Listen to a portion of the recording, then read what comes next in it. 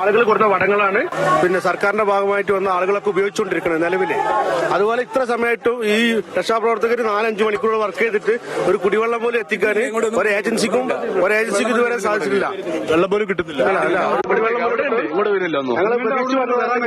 പിന്നെ 6-7 മണിക്കൂർ 5 മണിക്കൂറിനടുത്ത് രക്ഷാപ്രവർത്തനം നടത്തിയ ആളുകൾ ഇവിടെ ക്ഷീണിച്ചു നിൽക്കുകയാണ്. ഒരുപാട് ആളുകൾ എന്താണ് ഇതിന് താഴെ ഇപ്പം ആളുകൾ ഉണ്ടെന്ന് പറയുന്നുണ്ടല്ലോ.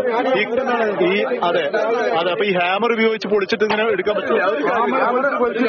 ഹാമർ ഉപയോഗിച്ച് പൊളിച്ച് എടുത്താലേ തന്നെ എടുക്കാൻ പറ്റുള്ളൂ. ഹാമർ ഉപയോഗിച്ച് പൊളിച്ചിട്ട് പിന്നെ കട്ടർ കൊടുത്തിട്ട് കമ്പി കട്ട് ചെയ്ത് പീസായി വലിച്ചെടുക്കുകയാണെങ്കിൽ കുറച്ച് സമയം അധികമാണെങ്കിലും ഈ ബോഡികൾ നമുക്ക് ഇവിടുന്ന് റിമൂവ് ചെയ്യാൻ സാധിക്കും. അതല്ലാത്തൊരു സംവിധാനം ഇല്ലാതെ ആളുകൾ കൊണ്ട് വന്നിട്ട് ഒരു കാര്യമല്ല. ചോദിക്കുന്നത് ഈ രാവിലെ മുതൽ പറഞ്ഞുകൊണ്ടിരിക്കുന്നുണ്ട്, ഏതെങ്കിലും തരത്തിൽ എന്തെങ്കിലും സംവിധാനങ്ങളോട് വരുന്നുണ്ടോ? അവിടെ വന്നിട്ടുണ്ട്. ഇതുവരെ ആ ഇറ്റാച്ചി അവിടെ കടന്നു വരാൻ കഴിയും. ഇപ്പൊ അവിടെ പാലം പണിയാന്ന് പറഞ്ഞിട്ടാണ് അവിടെ വരാത്തത്. വലിയ ഇറ്റാച്ചി ആയതുകൊണ്ട് ആ പാലത്തിനായിക്കൂടെ പഴയ പാലത്തിനായിക്കൂടെ കടന്നു വരാൻ കഴിയും. അവർ വിചാരിച്ചാൽ കടന്നു വരാൻ കഴിയും. പക്ഷെ അത് വണ്ടിയൊക്കെ വന്ന് അവിടെ നിർത്തിക്കാണ്. കോൺക്രീറ്റ് കട്ടർ എത്തിക്കുന്നതിന് എന്താ പ്രയാസം? കോൺക്രീറ്റ് കട്ടർ ബുദ്ധിമുട്ടൊന്നുമില്ല. അത് അവിടുന്ന് ഇതുവരെ വരാല്ല. അത് ആൾക്കാർ പാലത്തും കൂടെ വന്നാൽ പ്രാദേശികമായിട്ട് KCBക്കും പിന്നെ ഫയർഫോഴ്സിനും ഒക്കെ കട്ടർ മെഷീൻ പോലത്തെ സംഗതി അവൈലബിൾ ആണ്. അതിവിടെ എത്തിക്കുക എന്നുള്ളതാണ് സംഭവം. എന്തുകൊണ്ടാണ് ഇത് ഡിലേ ആവണമെന്ന് ഇപ്പൊ ഞങ്ങൾക്ക് അറിയില്ല. ആകെ ഒരു ആമറ ഉള്ളത് ഇവിടെ, അതുകൊണ്ടാണ് ഇപ്പൊ ഈ അടിച്ചു പൊളിക്കുന്നത്.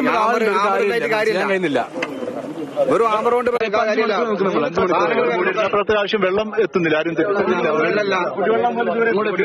ഇങ്ങോട്ട് എത്തില്ല. നമുക്ക് 5 മണിക്കൂർ ഭക്ഷണങ്ങളൊക്കെ വരുന്നുണ്ട്. ഇവിടെ ഒന്നും എത്തുന്നില്ല.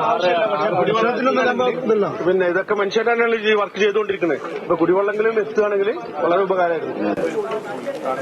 കോൺക്രീറ്റ് ഇങ്ങനെ ഇത് പൊളിച്ചു മാറ്റി വലിച്ച് ഈ വടം കെട്ടി വലിച്ചു മാറ്റി, അതായത് പീസായിട്ട് ഏതാണ്ട് ഒരു 10 ചതുരത്തിലുള്ള പീസുകളെങ്കിലും വടം കെട്ടി നമുക്ക് വലിച്ചൊഴിവാക്കിയിട്ട് രക്ഷാപ്രവർത്തനം നടത്താമായിരുന്നു.